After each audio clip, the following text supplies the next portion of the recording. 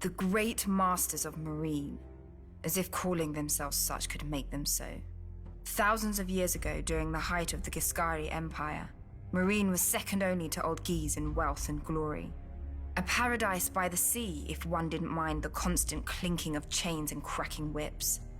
Slaves built Mereen, and on their backs the city rested like a litter.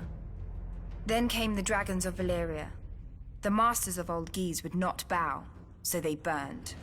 The Valyrians tore down their walls, burned their pyramids to ash, and sowed their fields with salt and skulls. An old slave woman once told me that the Valyrians intended to break the chains of the Giscari slaves, absorbing them into the Valyrian freehold where every man held a vote. But the great masters of Mereen received their new overlords in the great temple, plying them with gold, wine, and all the wealth that slavery had brought them, and the Valyrians instead took up the whip themselves. I do not believe it. As their empire expanded, the Valyrians needed more and more bodies to feed their mines and colonies, when no wage could ever tempt a free man. The great masters merely accommodated their new customers, staying rich as the Giscari Empire crumbled. After the doom fell on Valyria, the great masters worried for their fortunes. By this time, the Valyrians were their greatest providers and purchasers of slaves.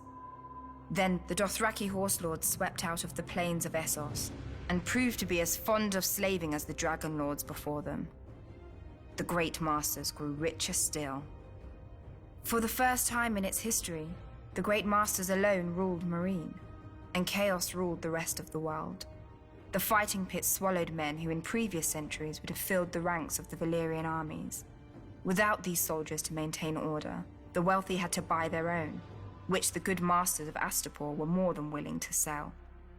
If the buyer's nerves still needed calming, the wise masters of Yunkai could sell him further release.